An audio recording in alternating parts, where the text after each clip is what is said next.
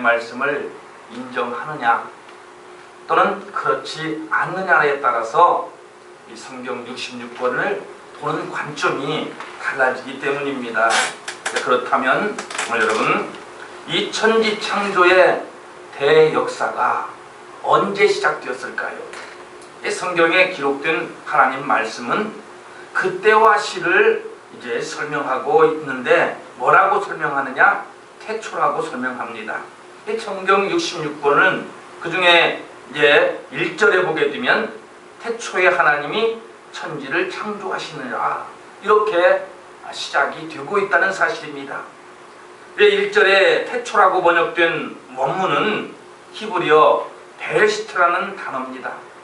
이게 무슨 뜻을 가졌냐면 시간의 개시, 다시 말해서 시간의 시작을 의미하는데, 이 글자가 가지는 좀 더 정확한 의미는 시간의 그 개념이 형성되기 전 영원의 어느 지점이 아니라 하나님이 천지를 창조하심으로 개시된 시간의 출발점이라 이렇게 보아야 됩니다.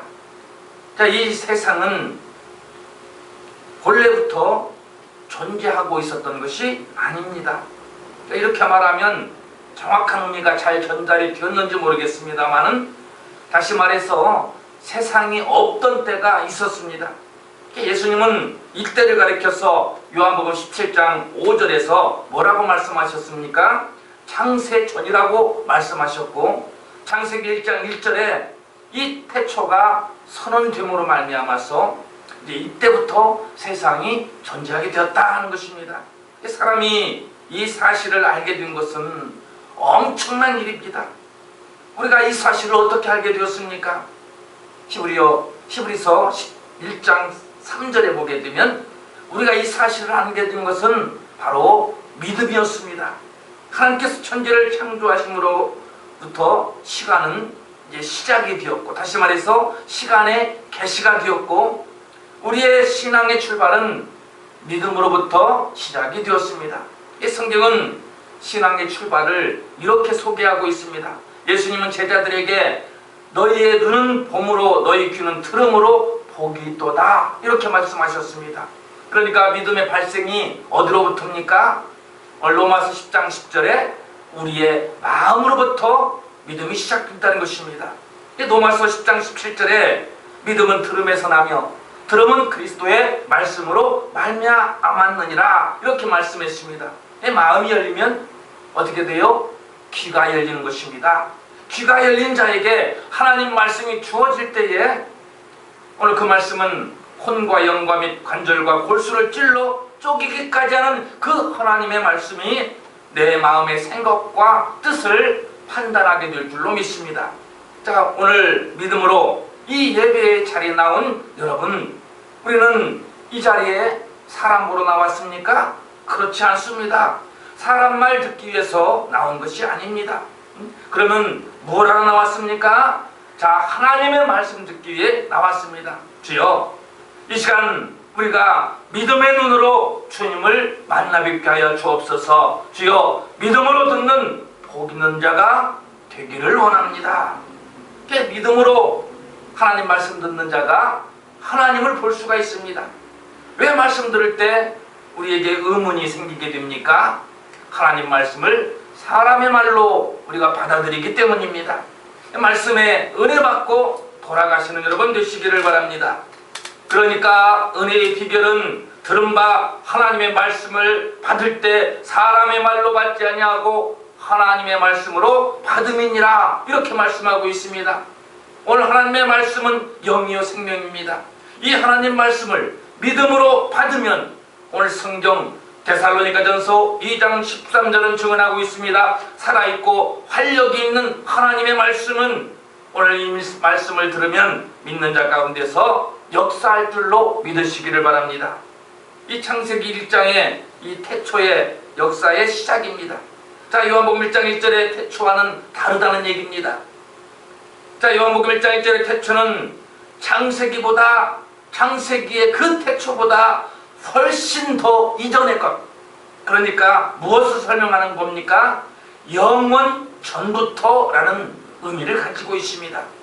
이게 좀 복잡할지는 모르지만 천지를 만드셨다는 말은 오늘 천지 만물이 영원 전부터 존재한 것이 아니라는 것에 강력한 증명이 되는 것입니다.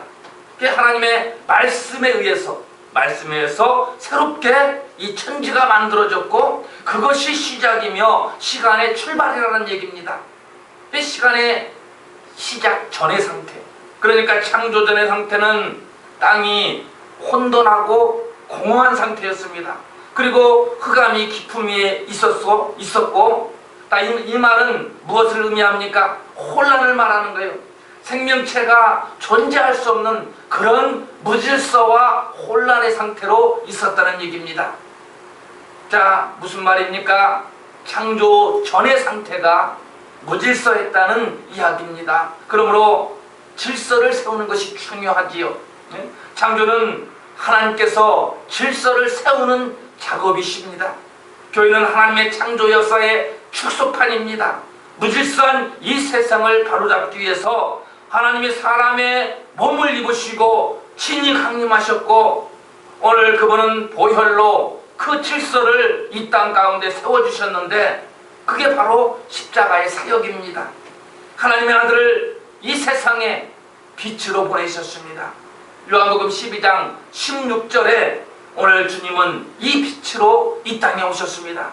그 어둠은 빛으로만 물러가게 됩니다. 하나님의 창조 방법은 아주 독특하지요. 자, 보십시오. 창조하시니라에 이 기록된 히브리어 원문을 보게 되면 이 바라라는 단어를 사용하고 있습니다. 이 단어의 뜻이 뭐냐면 무에서 어떤 존재를 만들어낸다라는 뜻입니다. 창조하시니라, 여기에서 창조는 또 아사라는 단어입니다. 이 만들어낸다는 의미도 있으니까 전혀 새로운 것의 창조를 의미하는 단어가 되겠습니다. 이 성경에 기록된 만들어낸다라는 그런 단어 아사와 비슷한 말이 또 있는데 창세기 2장 7절에 야차레라는 단어입니다. 이 단어는 1장 1절에 이미 창조된 흙으로 지었다 하는 뜻의 의미를 가지고 있습니다. 계속해서 바라와 같이 만든다 하는 단어로 쓰인 것은 창세기 2장 22절에 기록된 바나가 있습니다.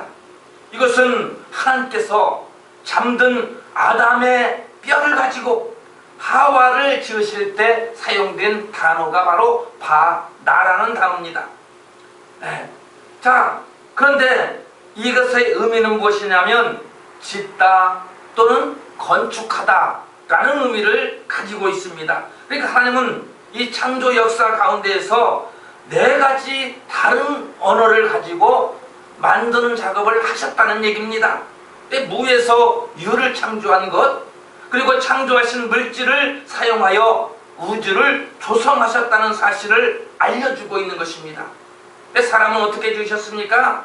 하나님이 만드신 그 창조물, 그러니까 뭐예요? 무에서 유를 창조하셨고 그 창조하신 유 가운데 그 물질을 가지고 사람을 지으셨다는 얘기입니다. 하나님 방법은 참 놀랍습니다. 자, 하나님의 창조 역사는 사람의 지식으로나 지혜로는 도무지 이해할 수가 없는 것입니다. 물론 상상력으로 이해가 되는 것도 아닙니다. 우리의 믿음은 마음에서부터 출발되기 때문입니다. 마음으로 믿어 의에 이르고 입으로 신하여 구원을 받았습니다. 그러나 우리가 예배 차례에 나와서 하나님 말씀 듣습니다. 그리고 우리는 말씀 가운데 아멘으로 받지만 사실 우리가 문자적으로까지 이해가 되는 것은 아닙니다. 왜냐하면 기록된 성경에는 참으로 이러한 문제가 이해되지 않는 문제가 많이 기록되고 있기 때문입니다. 오늘은 그런 의미로 2가지를 살펴보고자 합니다. 자, 그 가운데 하나가 이 창조 역사 가운데 기록된 이 창세기 1장에 등장하는 궁창이라는 단어입니다. 도대체 이 궁창이라는 의미가 정확히 무슨 뜻일까요? 자, 궁창. 우리가 문자 그 자체만 가지고, 글자 그 자체만 가지고는 그 의미를 바로 알기가 참 쉽지 않습니다. 그러나 이 글자 안에는 깊은 의미를 포함하고 있지 않기 때문에 우리가 별 부담 없이 지금까지 성경을 읽어 내려갈 수가 있었습니다. 본문 6절로 8절을 보십시오. 궁창이라는 이 단어가 무려 5번이나 등장하잖아요. 그래서 성경은 하나님이 궁창을 하늘이라 부르시니라 라고 기록하고 있는 것을 볼 때에 이 궁창은 하늘을 가리키고 있다 하는 것을 알 수 있죠. 그런데 여러분, 왜 하늘을 도대체 왜 궁창이라고 했을까요? 게다가 성경에는 또 이런 말도 있습니다. 궁창 아래의 물과 궁창 위의 물이라는 말도 기록해 놓았습니다. 여기서 우리는 의문을 가지는 거예요. 자, 궁창 아래의 물과 궁창 위의 물? 아니, 하늘에도 물이 있고 또 그 밑에도 물이 있나? 그러나 오늘 궁창이라는 이 단어라도 우리는 드러나 봤지, 그렇죠? 믿지 않는 사람, 교회에 나오지 않는 사람은 그 사람들에게 물어보십시오. 도대체 궁창이 뭐예요? 하고 물어보십시오. 10중 8구는 그럴 겁니다. 고개를 갸우뚱갸우뚱거리면서 뭐 시궁창 할 때 그런 궁창이요? 아마 말하기 십상일 것입니다. 오늘 최고의 지성을 자랑하는 대학원, 오늘 한문학 전공자에게 한번 물어보십시오. 궁창이 도대체 무엇입니까? 그들은 그런 답을 할 겁니다. 알 수가 없습니다. 왜 그렇습니까? 성경 이외에 이 단어를 사용한 경우가 없거든요. 자, 어떻게 해야 그렇다면 궁창의 뜻을 속 시원하게 알 수가 있을까요? 이 세상 학문에서는 도무지 궁창을 찾을 수 없다면 우리가 성경에서 찾아봐야 되는데, 이 궁창이라는 단어가 왜 이렇게 어려운 것일까요? 그럼 이 단어가 도대체 어디에서 유래했을까요? 오늘 우리가 성경 번역 과정을 살펴보면 조금은 이해가 되기 시작합니다. 그러니까 궁창은 19세기 말에 중국의 성경을 그대로 우리가 번역하면서 전해진 단어이기 때문입니다. 자, 그러니 우리가 그 의미를 알기 위해서는 우리는 중국의 옛문헌을 참고할 수밖에 없습니다. 그래서 좀 찾아봤어요. 찾아봤더니 시경에 보면, 시경이라는 책에 대하에 보면 쌍요우라는 시가 있습니다. 쌍요우라는 시가 있는데 이것을 번역하게 되면 부드러운 뽕나무가 되겠습니다. 자, 여기에 다음 같은 구절이 있어요. 슬프고 애통하다. 우리나라는 황폐하지 않은 것이 하나도 없네. 백성들의 기력이 하나도 없어 오로지 하늘만 생각하네. 여기 마지막 부분에 이니의 궁창, 바로 이 시에 궁창이 있었습니다. 이니의 궁창. 자, 여기서 자세히 보니까, 그래서 한문을 또 찾아보고 한문 성경을 한문 그 사전을 찾아보고, 그래서 확인해 보니까 여기서는 궁창을 하늘로 해석하고 있었어요. 자, 그렇지만 의문은 또 여전합니다. 하필이면 왜 하늘을 궁창이라고 했는지 그 설명은 나오지를 않습니다. 그 하늘이 어떻게 다르기에 궁창이라고 했을까? 그 궁창은 도대체 무엇이기에 물을 아래와 위로 나눌 수 있는 것일까? 도무지 설명이 없습니다. 그런데 그 실마리가 이아라는 책을 통해서 하늘을 궁창이라고 표현한 이유가 드디어 밝혀지고 있는 것입니다. 이아, 이름도 참 예쁘지 않습니까? 유한이처럼. 오늘 잘 나가는 아이돌 그룹인가? 아니었습니다. 자, 그렇다면 잘 나가는 댄스 그룹인가? 그것도 아니라는 얘기예요. 이 이하는 중국 최초의 우리나라로 치면 국어 사전쯤 되는 셈입니다. 이 사전에 보면 석천편이 있습니다. 거기에 석천편에 이렇게 공개가 되고 있어요. 궁창은 하늘이다. 하늘은 그 모습이 벌로 솟아있고 그 빛깔이 푸르기 때문에 그렇게 되었다. 이렇게 설명하고 있습니다. 그러니까 궁창은 하늘의 모습을 묘사한 궁융이라는 단어입니다. 그 빛깔을 묘사한 창창이라는 단어입니다. 그래서 첫 글자 하나씩을 따와가지고 만든 글자가 뭐요? 궁창이다. 이것을 우리가 이제야 알게 되는 겁니다. 자, 이 궁융의 뜻이 뭐냐면 활이나 무지개처럼 높고 깊게 형성된 구근 형상을 말하고 있는 거예요. 자, 창창은 무슨 뜻이겠습니까? 글자 그대로 푸르다, 창창하다, 뭐 그런 뜻이에요. 자, 그리고 궁룡의 궁자와 룡자에 보게 되면 이제 부수가 구멍혈 부수가 있습니다. 자, 그러므로 혈이 부수로 있는 한자는 구멍처럼 볼록하게 솟아있는 모습과 관련이 있는 겁니다. 그러니까 궁룡은 오늘 위로 볼록 솟아올랐다 하는 것을 의미하고 있어요. 우리가 가보지는 않았지만 이 불록 솟아있는 천장을 궁룡식이라고 합니다. 이제 여러분 상상의 나라를 우리가 한번 펼쳐보기를 바랍니다. 끝없이 펼쳐진 푸른 들판을 초원을 한번 상상해 보시기 바랍니다. 저기 저 너머에 하늘과 맞닿아 있는 듯한 그런 아슬한 그 지평선이 있고 눈이 시리도록 시린 푸른 하늘이 있습니다. 그 한가운데서 하늘을 향해서 두 팔을 펼친 채 들어 누워 있는다. 네? 그 모습은 어릴 적에나 있었던 그런 모습을 우리가 상상해 보는 것입니다.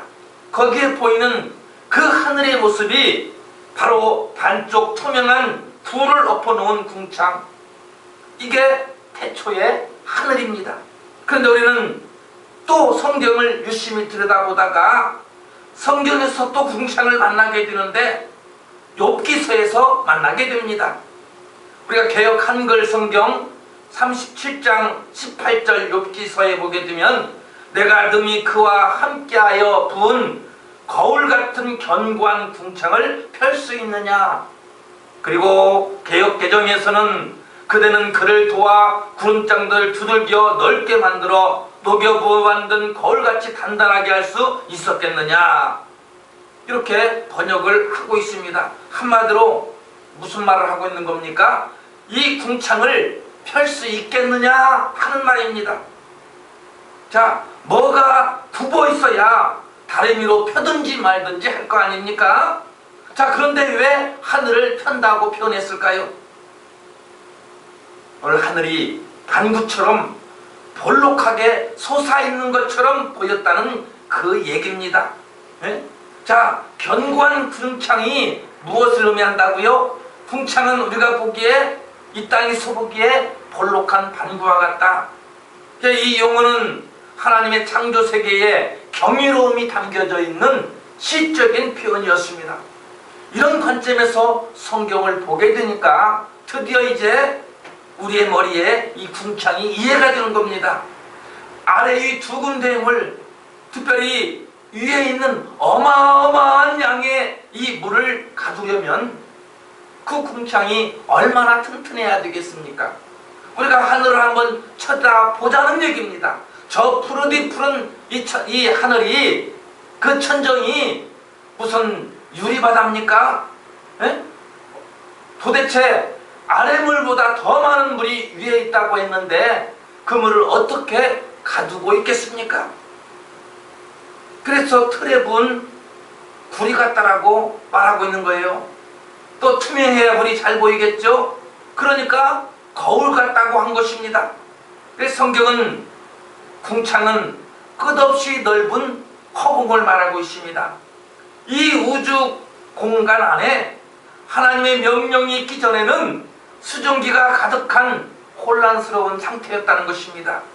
하나님은 이런 혼란의 상태에 질서를 세우시고 거기에 채우십니다. 자, 그러므로 궁창 아래의 물은 이 땅의 표면을 덮고 있는 수증기, 다시 말해서 수분이었습니다. 그리고 궁창의 물은 대기 중에 떠다니는 수분이었어요. 이 대기 중의 수분이 어마어마한 양이라는 얘기입니다. 자, 궁창의 물만이 그런 것이 아닙니다. 만물이 하나님의 섭리의 계획에 따라서 질서가 바로 잡혔습니다. 만약 하나님의 이런 질서를 파괴하시는 날에는 이 땅에 과연 무엇이 생존할 수가 있을까요? 우리가 잘났다고 아둥바둥거리면서 하나님이 어디 계시냐 하고 반문하며 살아가지만, 만약에 그날에 하나님께서 이 질서와 조화를 파괴하시면 이 땅에 살아남을 것은 아무것도 없습니다. 왜 그래요? 질서로부터 시간이 시작되었습니다.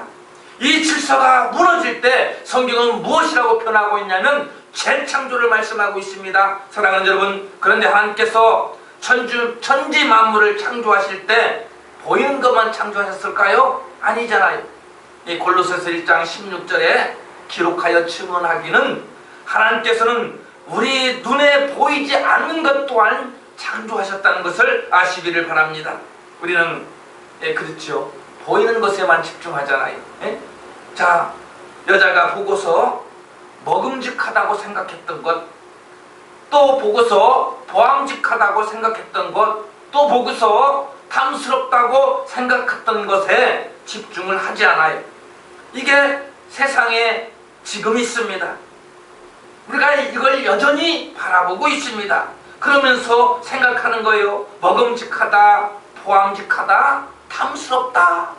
그래서 이태원에도 가고, 그래서 또 이렇게 한바탕 요란 소란함이 일어나고 있지 않습니까? 이것을 육신의 정욕과 안목의 정욕과 이생의 자랑이라고 부르는 것입니다. 솔직히 이것은 인간이면 누구나가 가지는 본성 아니겠어요? 믿는 사람은 왜 다릅니까? 이 이성과 본성을 하나님 말씀에 의해서 우리가 억누를 수가 있기 때문에 우리가 다른 겁니다. 자, 어떤 분은 본성을 필요악이라고 말합니다마는 요한일서 2장 16절은 이것은 다 아버지께로 온 것이 아니요. 그럼 뭐라고요? 세상으로부터 온 것이라고 말씀하고 있는 것입니다.